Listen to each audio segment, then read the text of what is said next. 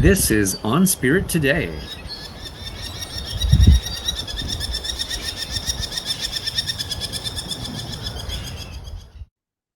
Welcome to On Spirit Today. I'm Bruce, host of the show. If you're joining us for the first time, let me tell you what On Spirit is all about. On the show, we talk to people who have experienced extraordinary events in their lives, specifically events we could call spiritually transformative. Our guests will share with us their amazing stories and will also share with us valuable insights they've learned from their experiences about soul evolution, life purpose, and spiritual growth, things that we can apply to our own lives. In our last episode, we heard part one of my interview with near-death experiencer David Ditchfield. David told us the amazing story of what happened in his near-death experience, or NDE. Today, we'll be hearing the second part of the interview with David, and he'll move on and tell us about the significant life changes he experienced after the NDE, the incredible talents he developed, and some insights that he reached coming out of the experience. Get ready for a truly awesome story. Well, a focus of the show is transformation. You've talked really eloquently about a lot of the transformations that you experienced as a result of the NDE, but to focus on that a little bit more pointedly, if you look at your life before the NDE, and you've sort of hinted at that in some of the things you've said thus far, was religion important to you as a kid or as a young adult? Was religion important to you? Was spirituality important to you? Was it something that you thought about a lot? Not at all, actually. I wasn't atheist, but I kind of rejected the idea of religion. The reason being because both my parents were Christian. So when I was a kid, we would go to church and and there was nothing wrong with that church. There were lovely people that attended it, but as a young child, I just didn't. It didn't work for me, and I found it sort of like I couldn't engage with it. And my parents were very liberal. I said, "Look, I'm really not enjoying this," and they said, "That's okay. You can stay at home."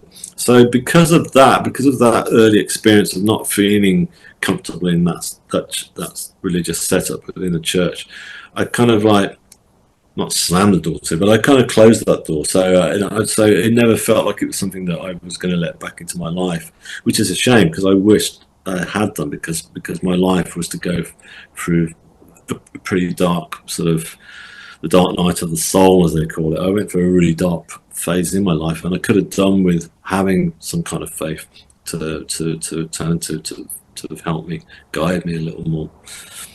Yeah, you write about that very eloquently and explain it in great detail in your book that you had a lot of obstacles in your life. You felt like, not putting words in your mouth, but you sort of felt like you weren't really going anywhere with your life.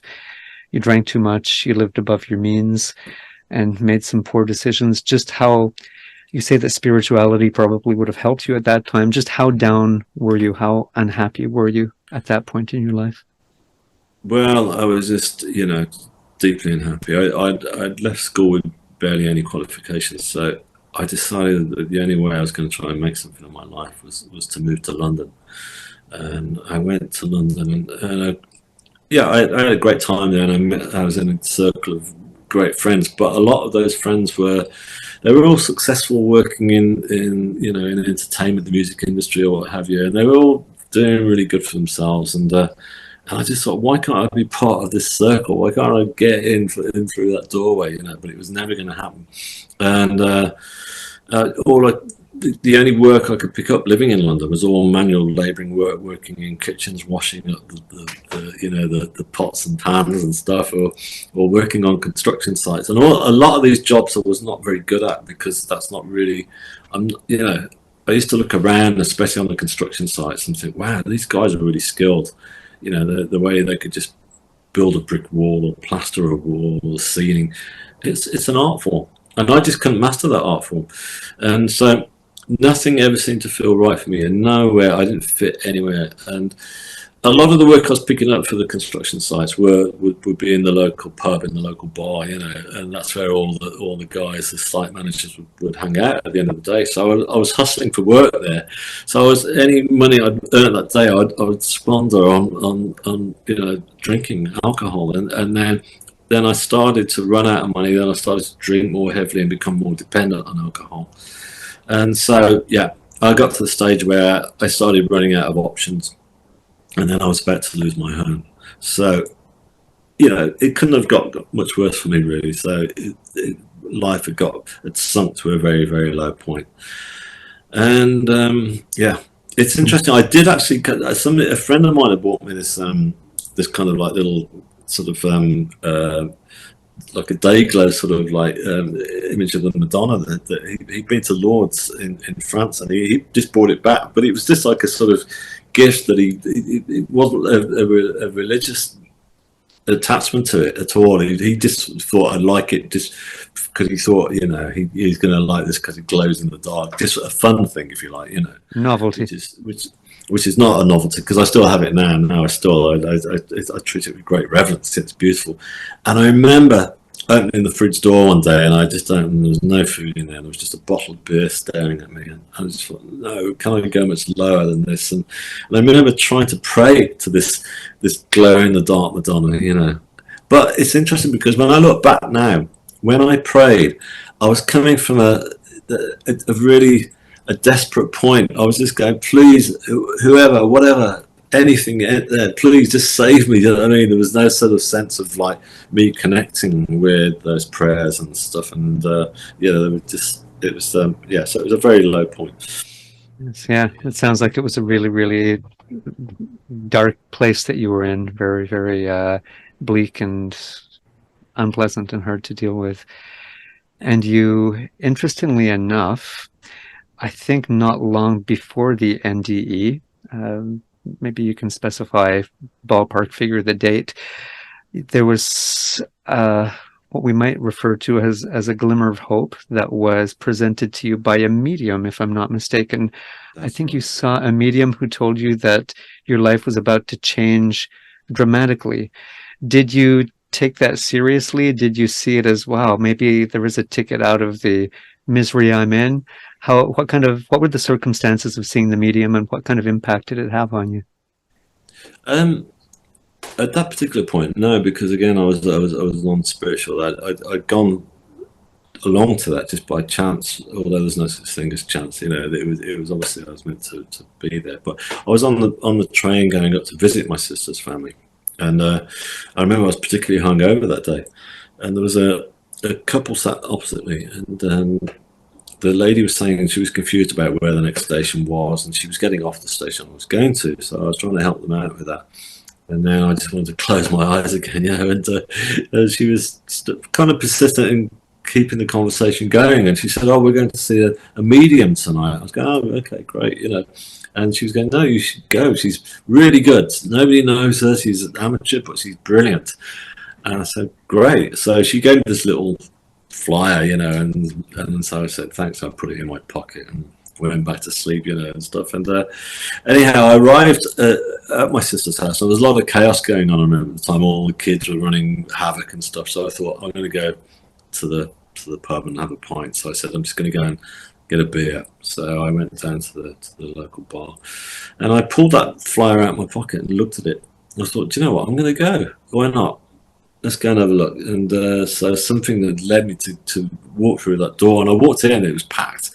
And people had gone there looking for messages from loved ones who recently passed, clearly, which was lovely. And I'd gone there again. I'd not lost anybody in my life at that point, so I wasn't looking to connect with anybody. And I just sat there as an observer. And then this medium, who was brilliant, she really was getting so many things right for people. And then she suddenly turned around and said, "Gentleman in the blue sweater," which was me. She said, "Your life is about to change." I said, "Oh, okay. In what way?" She said, they're not telling me, but it's going to be big, it's going to be dramatic, and be ready for it, and you'll be protected. I thought, okay. And so all I could think was, am I going to win the lottery? That it was all material sort of things I was looking for. Am I going to pull myself out of this hole I'm in and stuff? But it was almost like I treated it almost like a sort of scratch card thing, like, oh, is this going to be my answer? So I went away and forgot all about it, really. I didn't take it that seriously. But then after I'd had the accident and the actual NDE near death experience, I'm looking back. I thought that's what she was talking about.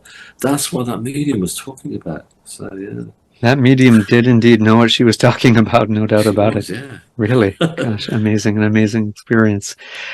So we've talked about how you were in a dark place before the NDE. There's a little glimmer of hope, we might say, if you interpreted it that way with what the medium told you. Maybe now we can jump forward to after the NDE, your convalescence, and how your life really was changed in so many ways for the better. One way being that during your convalescence, I think you asked someone, was it a family member or a hospital staff member, for art equipment, and I think it just blossomed from there. From what you write in the book, didn't have an amazing ability in art before the experience, but it just mushroomed, and you have shown an extreme talent in art. Can you explain a little bit about how that developed and how it's evolved, please? yeah, of course. Yeah, it was my sister who I had asked actually for the sketch pad, and because I was so scared I was going to forget it all, and so I thought, I know what the best way to sort of jot this down, because I'm dyslexic, and I thought I'm not going to be able to write all this out and for people to get it. So I thought I'm going to do a painting. I'm going to paint what I'd seen once I'm well enough to get out of this hospital. I'm going to do, but I got this. There was nothing holding me back. I just thought it's got to be like a huge, got to be like those big Renaissance style paintings that you see, the big biblical scenes. It's got to be like that because it was so dramatic. It's got to be a huge canvas. So that was my what I thought. So that's why I asked for the pencil and a little sketch pad. And the nurses propped me up in the bed because I was so weak at that point. I could only just about scratch it out, so that's how that came about. And I thought it was just going to be one painting, but once I'd started, I realised that it was coming together a lot better than what I figured it ever could do. And this big I stuck to my word. I had a big canvas, and I started working on it, and it started to come together like a really beautiful sort of, in my mind, a Renaissance style painting, and I thought, this is incredible. So I didn't stop there. I kept going. I became prolific, and I was, more and more would start to. I just couldn't stop painting and what I'd seen and what, I just suddenly realised I was getting together almost like a like a Polaroid camera image into what I'd seen in the afterlife and trying to capture it in all these different paintings I was starting to put together. Yeah, many of your works do indeed depict what you saw on the other side, and they're incredible renditions of what you saw. And we'll have in the show notes some links to your Facebook page, for example, where our listeners can go and take a look at your work. Really incredible. How do the ideas come to you? Is it do you feel almost like you're channeling them? Is it like a download? Yeah. How did these things come to you?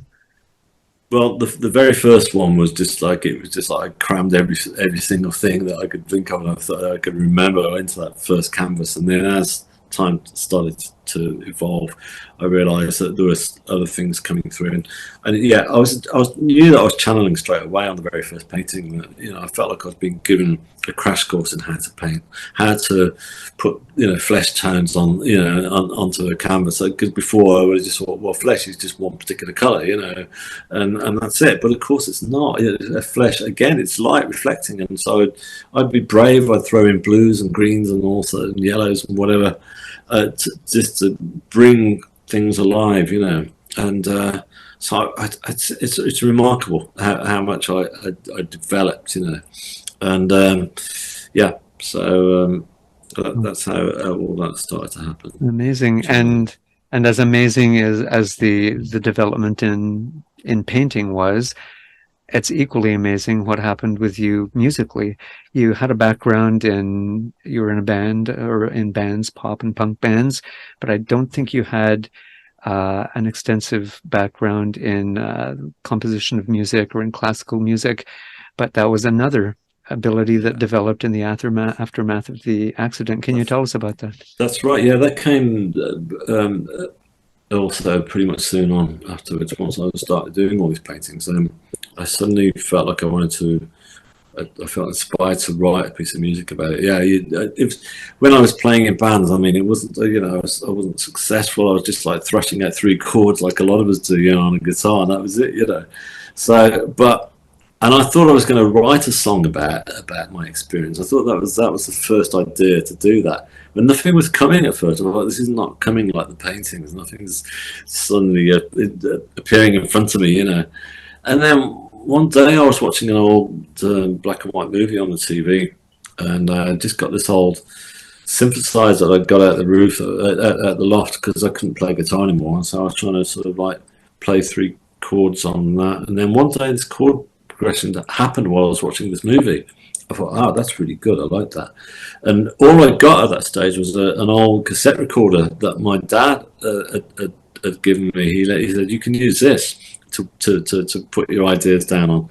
And it was like pressing down old Lego bricks. It was very hard to work. But so it was all very, very sort of primitive the way that I was working. But I started to develop what was now becoming. I thought this deserves to be performed by an orchestra, and I had that same kind of sense of like nothing would hold me back. With the paintings, I thought, why not? So I'd become friends with a cellist in the local orchestra while I was doing the paintings, and we met for coffee one day. She said, "What are you up to?" So I told her about this new piece of music, and she was quite spiritual as well. So I said, about it, and she said maybe we could perform it in our orchestra. I said that would be great. So and I thought, I'm going to hold you to that, and so the orchestra agreed to play it, and then it was they started rehearsing it, and that was amazing because a lot of synchronicity started to come into my life at this stage, like meeting people like this, and one of those moments of synchronicity was that I remember they said to me, they said, look, we normally get the composers to say a few words to the local press. Are you okay with that? I said, yeah, okay. I'm not really a composer, but I'll do it, So I spoke to the local press, and then they said, hey, you're the guy who went under the train, aren't you? And I said, yeah. And they said, this is going on the front cover, which it did do. And then the phone started to ring. Then the BBC said, we want to come to a rehearsal and interview. And that happened. Then the concert itself sold out 2 weeks in advance. And then, it was just... it was amazing. So it was just, but there was no sense of ego involved in all this. There was no sense of, hey, I'm going to be like, on the BBC. It was more like, brilliant. This is going to bring in more people to be able to really understand that there is, this is what a near-death experience is like, And I was just figuring, I started to reach people in two different dimensions now, both in music and in art, and it was really exciting for me. Yeah. Well, you garnered a lot of attention, and deservedly so, with the talent that you've shown in both areas, music and art both. It's really incredible. How did can you put into words how it felt when the orchestra performed your piece? Were you nervous? Were you on the edge of your seat? Were you proud? How did you feel? Yeah, a mixed, to be honest with you. I mean, at the very first rehearsal, I was more nervous there than the performance itself, because, let's face it, when that conductor lifted his baton, it could have come down and sounded like like somebody had thrown every single instrument down a flight of stairs, and I just didn't know how it was going to happen. But when that baton came down and those opening chords came in, it sounded just like it did on that little cheap synthesizer that afternoon, but it was like three-dimensional. It was just, I'd recommend it to anybody. It's just the most beautiful thing. If you've written a piece of music for the first time in your life, and then you hear an orchestra perform it, and still do. I've written stuff since, and I was at a rehearsal last week for a new piece, and it was like, wow, you still get that incredible moment of like, it's really special. It's really beautiful. But the actual performance itself, I just enjoyed it. I just sat there and I thought, well, it's a full house. I'm sat here with my family on the front row. Let's just enjoy it. And I just closed my eyes and allow myself to go through the whole journey because I wanted the whole piece to be a journey. I wanted it to take you from the beginning of the opening parts of the experience right through to the very end, and seeing the tunnel of white light and the conclusion. So, so it's almost like I went through, like I was a punter hearing it for the first time. Yeah, it's interesting. Yeah, it really is incredible because it is a musical representation of your experience, of your near-death experience. So hearing it, you really must feel like you're experiencing the whole thing again. Yeah, because it's, as I say, it's not all about me. It's all about, it's I'm just part of the, I'm just basically um, uh, I'm I'm channeling it. So so it's not all, that piece of music. I still listen to it now, and I can enjoy it for its own beauty, because I don't think I don't think, hey, I wrote this piece of music and this is wonderful. It's like, wow, it's beautiful. Whatever came through me came through from this higher realm, which is really, it's a very powerful realm of love. So yeah, it still sounds great to me.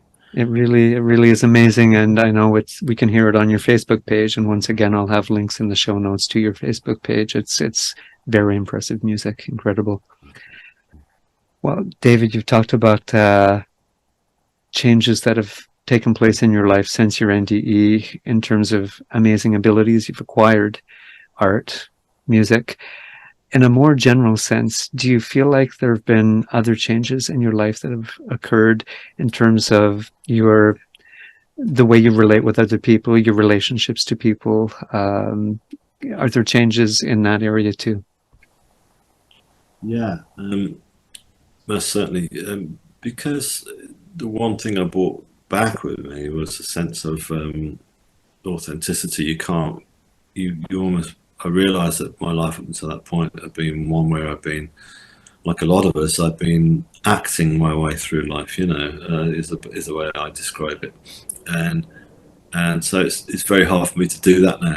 It's hard to sort of, when you come back from something so profound and so, you know it's hard to act. And so that means that if I'm being true to myself and being authentic to myself, then I'm being authentic to others, and then the response is a lot better. I just kind of, it's just the way animals respond. So if you think about it, animals don't really act at all. They're coming from an authentic place. And as I said at the very beginning of this conversation, that they're tuned into the energies of the universe, and so you just find it's a much better way. It doesn't mean that you suddenly, life is just great all of a sudden, because life is meant to challenge us. Those challenges are there, but it's just the way that you approach those challenges, and approach those people who are challenging you. You approach them in a different way, and it makes life a lot more bearable. So, despite the extreme trauma that occurred with the NDE, we're talking about so many positive things that have come from it, including you being a more authentic you. Yeah, and that applies to us all, not just to me. I mean, I'm constantly saying you don't have to have a dramatic accident like mine or an NDE to sort of find this. It's within us all. When the pandemic happened, on a worldwide scale, I felt at first that it happened to us all, that we went into the present moment, and we all became, people were turning around on social media saying, hey, I'm out amongst nature with my family, it's great, we listen to the birds singing, and I'm baking bread for the first time, teaching my kids, and all those different things. I thought, great, people are having like a sort of a spiritual awakening. But sadly, people got impatient and were saying, hey, I want to get back to normal, when we just can't wait to get back to normal. Thought, no, don't, please just go with this, because this is the reality. You've been given an opportunity here, rather than turning around and saying, oh, this is a real hindrance to our lives, and it's affecting our bank balance or whatever. That will take care of itself if you allow it to be. So. Right. Positives can come out of a very negative situation, and you're living proof of that. And is that actually part of you've said more than once that you don't have to have an ND. You've sort of hinted at the idea that you don't have to have an NDE to experience some of the transformations that you're talking about. Do you feel like that's, I'm not putting words in your mouth, but do you feel almost like you have a job to do? You have a mission, and that's to let people know exactly that we can all have more balance in our lives, more purpose, more meaning in our lives, and better lives with the right attitude, and we don't necessarily need to have an NDE to come to that realization. Do you feel like that's a message you're trying to convey through your interviews like this, through your art, through your music? Yeah, I certainly hope so. Anyway, I mean that's like again, like I said to you when I first came crashing back into my body, it was like why they sent me back? What's my mission? I was trying to find it, for ages. I remember when I was in hospital, I was just even though I was in a lot of pain, and I was bedridden for a long time. I kept thinking, I've got to help people. I've got to help people in the ward. I've got to look after people, and even the nurses. I remember my family was saying that afterwards. They were saying, my mum was saying, we used to come and see you because I had my own room for a long time in the hospital, and she said, but we walk in there, and you'd be like, you got all these tubes and wires coming out of you, but you were trying to help the nurses, and you were like giving them lots of care and stuff, and it wasn't like I was trying to be like this wonderful guide, but it was just I was trying to find out what it was that I got to give. I felt filled with all this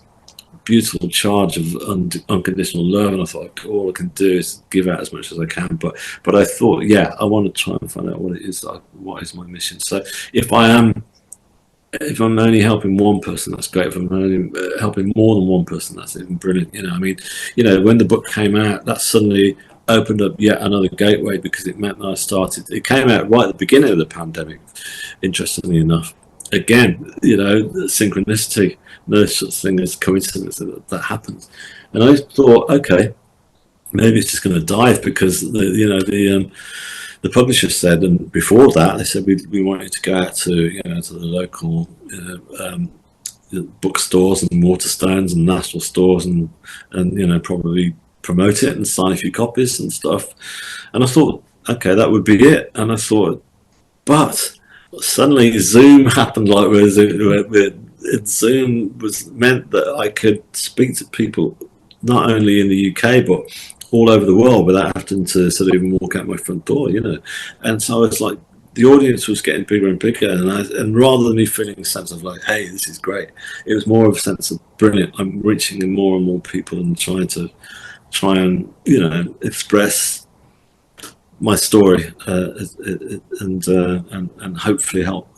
If I can help, then that's fantastic. Well, you're reaching so many people with your story, and with your art, with your music, with interviews that you do, and undoubtedly you have a profound effect on everyone who hears you, and you're spreading a really positive message of hope. Just a few closing questions, David, and thanks again for being so generous with your time. You talk about how I think this was after the NDE, after you left the hospital, you met a woman at a spiritualist church named Joy, who said that in some cases, before we're born, we choose to have difficulty in our lives in order to learn. Do you think, sort of hinted at this, do you think the train accident happened for a reason? Was it meant to happen? In my case, I figured it was, yeah, because I just wasn't seeing the signs. I couldn't, as I said to you earlier, I wasn't tuning into anything at all spiritually. Everything that was going wrong in my life, rather than allowing those things to go, accepting that those things would go wrong, I just kind of try and do a quick fix on these things. Like we all do that. A lot of us, it's very easy to turn around and say, right, we need to find a solution to this quick, and so I was going so low and dipping so low into my life. It was like a pack of cards was just literally just going down. It was just, I could see them going down in front of me. I could see the whole pack slowly coming down. I thought anything else is going to get hurled at me, and so yeah, so it's. I mean, I would say that it's not just with people or animals. It's just the all everything, the universe itself, anything. That there's at a very dying star that there are new stars that are born. It's just that there has to be adversity until there is rebirth and new beginnings. And so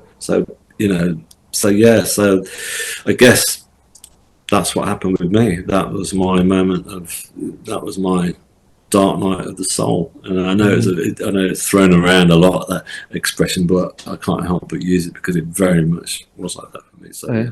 It is very fitting, and you survived it and came out the other side a much stronger person with amazing talents and an amazing message to share.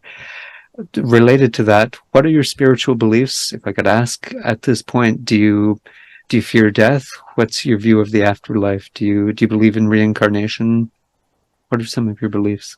Yeah, I don't fear death now because as I say, I firmly believe that was the next stage of our soul, the next stage of the journey, if you like. And and I've lost my mother and my father over the past few years, and so it helped me sort of deal with that. Yes, of course, can't take away the physical love and the physical longing, but yeah, it's helped me realise that the soul is far too strong an entity to suddenly just switch off like a light. Yes, the body decays and fades, but the soul continues on.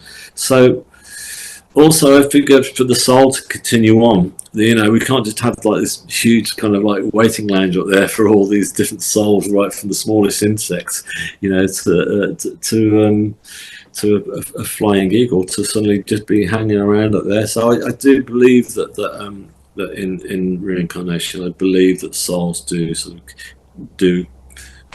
eventually go onto a new journey. Yeah, that most certainly is my beliefs. Okay, great. Well, thanks for sharing that. What are some of your current projects? You're a great artist. You're a great composer. What projects are you working on at this point, David?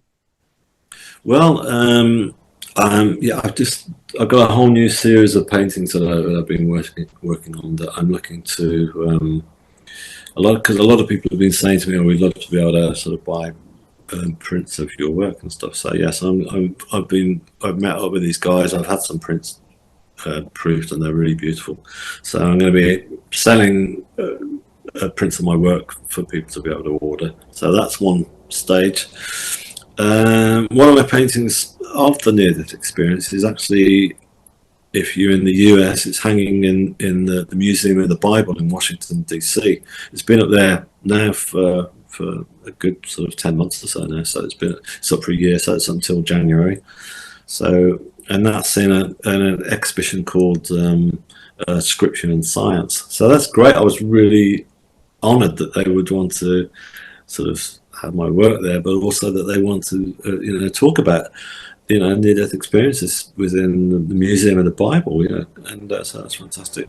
I'm working on a new piece of music, which is called "I Wasn't Expecting This," and I had the first rehearsal run through last Thursday, and that was recorded for the BBC World Service.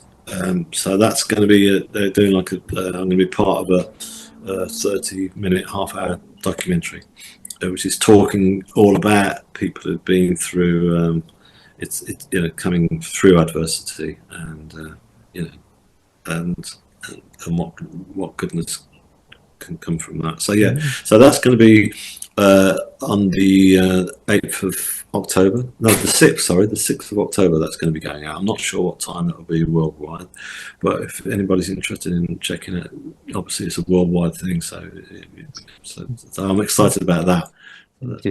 Indeed. Well, you're still producing a great quantity of work, really high quality, great work, spreading an important message and getting the attention that you deservedly so. Very nice. Well, thanks for sharing that with us. A final thought, David. What, if you had to sum it up, if you had to give our listeners a message or maybe talk to your younger self, whatever way you prefer to think of it, what are some of the key things that you learned from everything that you experienced from your NDE and what followed? What can we learn without having to have an NDE ourselves? What are some of the key points?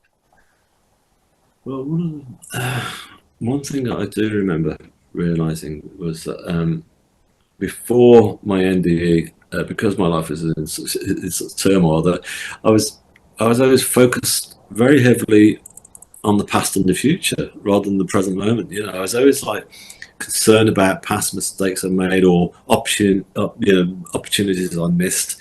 I was concerned about the future, obviously, because I was worried about debt and losing my home and all these different things. And I never really stopped to think about the actual present moment. And in that realm, the only thing that did matter was the present moment, because there was no sense of time, there was no sense of past or future. Everything was just the present moment, and that's when it felt great. That's when it all made sense. So one thing I tell myself and continue to, even when when I'm faced with adversity, when I'm thinking, oh my goodness, what am I going to do about this? I just think, no, look at the present moment that you're in right now. You're not that. It's all fear. It's a story that you're creating for yourself at the moment. You think that this is about to happen, and you're creating the worst case scenario. Whereas if you look at the present moment, and the present moment is the only one that is real, and realize actually it's not that bad at this stage, and it's very easy for us to cook up the worst case scenario when things do go wrong. So that's what I really try to talk about, is one of the biggest take homes, if you like, that I brought back from that realm, is to remain in the present moment and trust that. And then the other one is to really be authentic to yourself. Don't we all of us, even the people out there who are like, even like you look at people who are doing really well in entertainment and stuff like that, you kind of think their lives are great. Look at them, they've got a fantastic lifestyle, they've got it all, and then you see that's not the truth. The truth is that none of us have really got it all sorted and stuff. And if you stop and be authentic to yourself and stop worrying about trying to be this great sort of alpha male or whatever it is that you aspire to, or successful person. What is success? Success is not obviously based on material gains and stuff like that. Materials gains are great. They're great tools to have and stuff. But ultimately, just be authentic to yourself. Doesn't matter if you think that that true authentic you isn't that great and no one's going to like it. You probably find that once you let it come through, that people will want it a lot better. So yeah. Truth and honesty are very appealing qualities. So sage advice: be yourself and live in the moment. Sage advice from someone who's very qualified to give it, based on what you've gone through.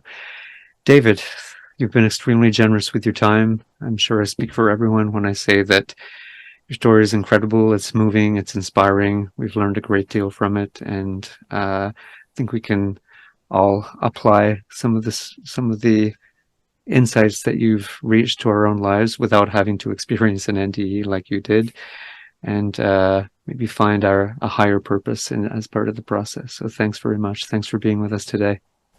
Thank you for having me. Yeah. Nice. Remember that David's book is called Shine On.